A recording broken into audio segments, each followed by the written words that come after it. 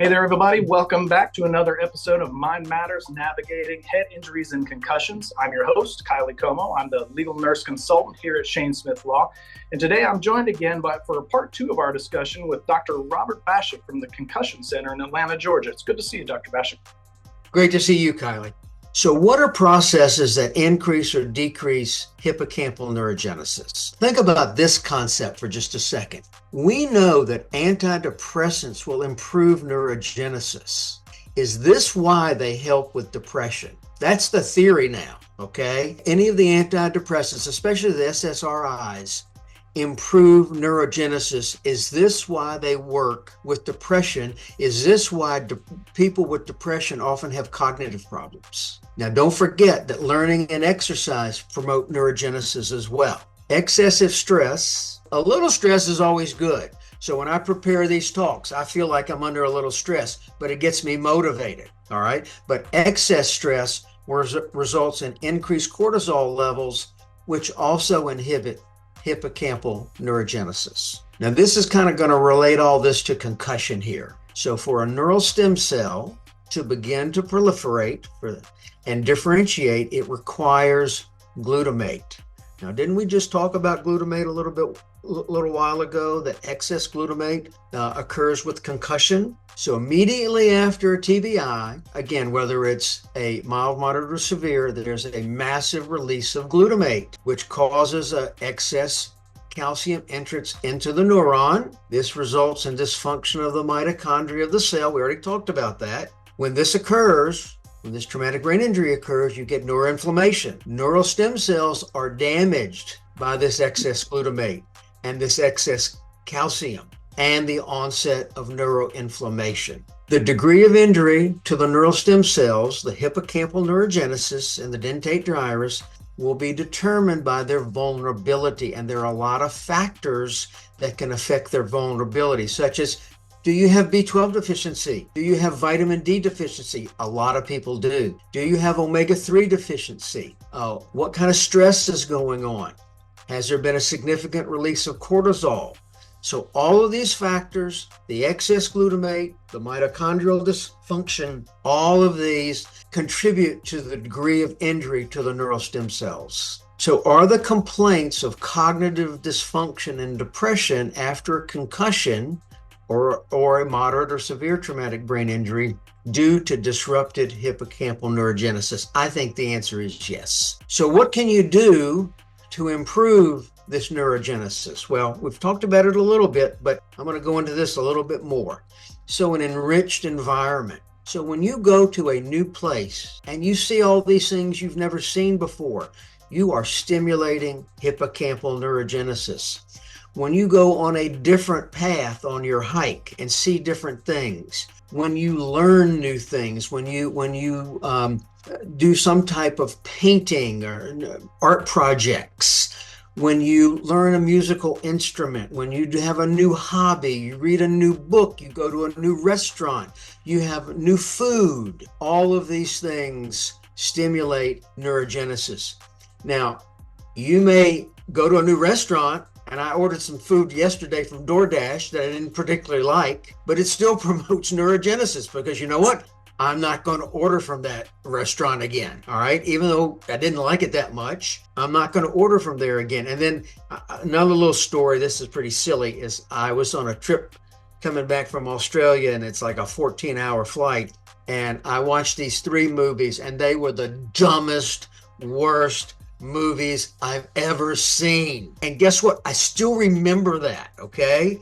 And I can tell you what the movies are because they were so bad and so dumb. Even though they were bad, they stimulated hippocampal neurogenesis. What improves neurogenesis? Well, we've already talked about aerobic exercise. Think Buffalo Concussion treadmill test, Buffalo Concussion bike test. But any type of aerobic exercise really improves hippocampal neurogenesis. That's why everybody with a concussion that we see at the Concussion Center, most of them get the Buffalo Concussion treadmill test or bike test, unless they've got a broken leg or they've got heart disease and they have some contraindication.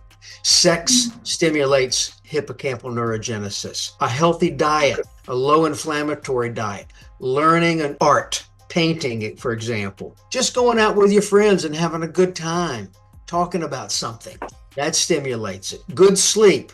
Again, think about the glymphatic system. The glymphatic system clears all the debris in the brain while you're sleeping.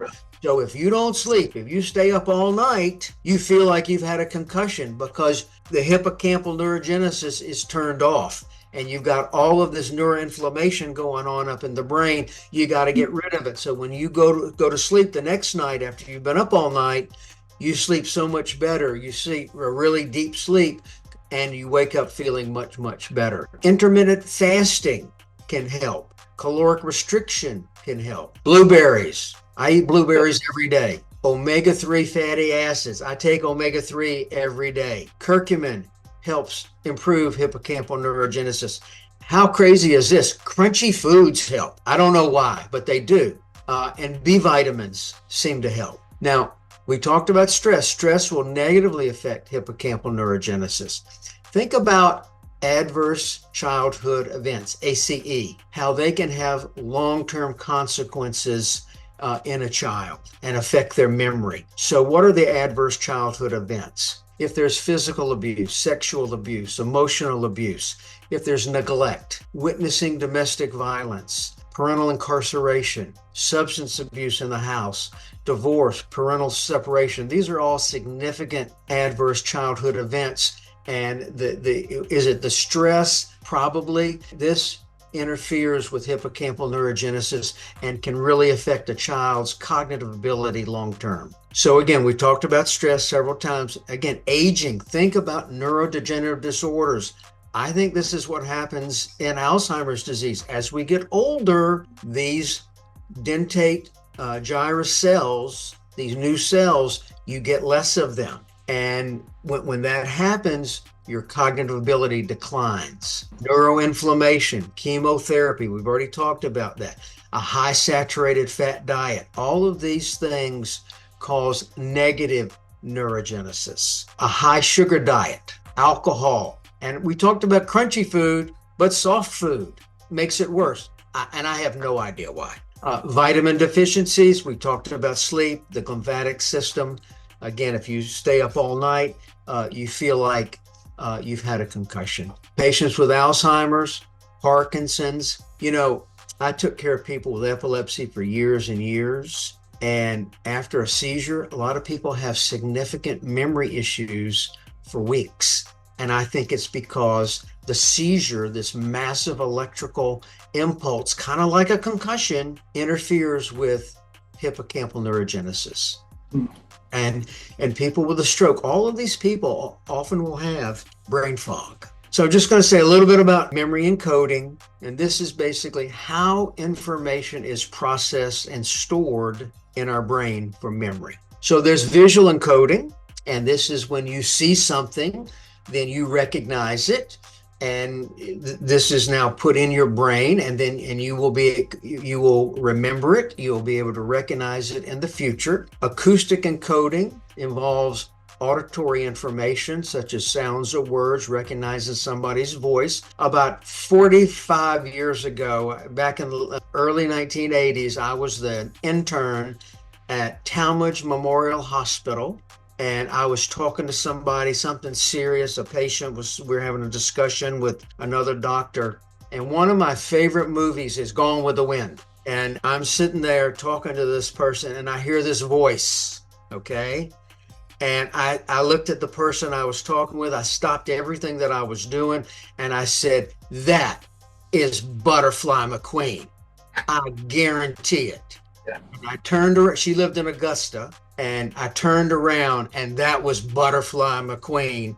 Wow. And my favorite part of that movie is Butterfly McQueen is Scarlett wants her to deliver a baby and she says, lousy Miss Scarlett, I don't know nothing about birthing no babies. Okay. Right. I just love that line. I don't know why, but anytime I think about Going with the Wind, that's my favorite part. And there she was right behind me. And I was right, okay?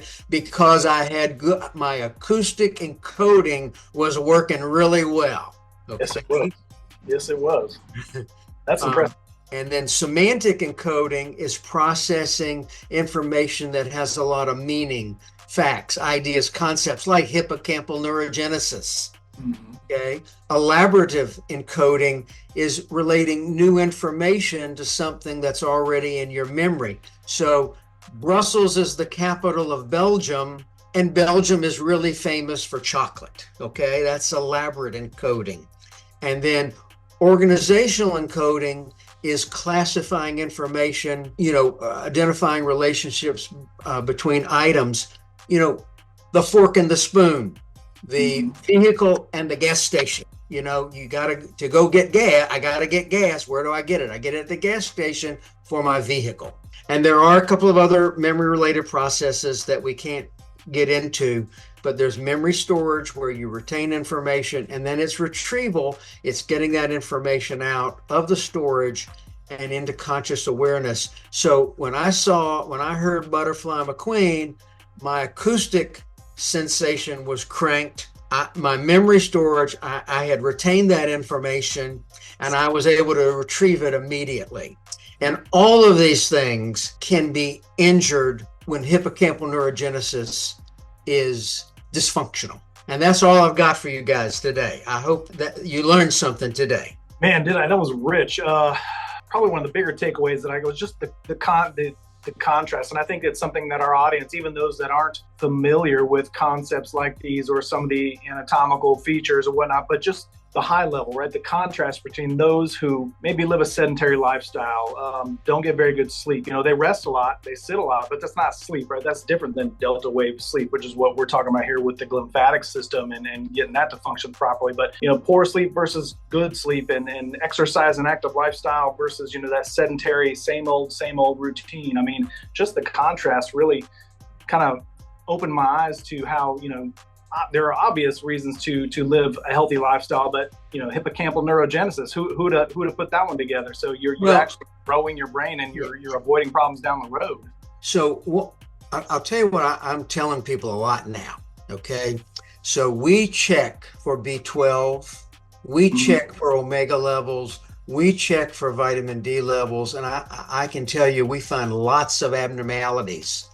And again, when you get somebody with a concussion, what I tell them is this: if you take two people and they have the exact same injury, they're the exact same person who's got the good vitamin D level and the good omega-3 level and the good B12 level, they're going to recover faster than the person whose levels are low.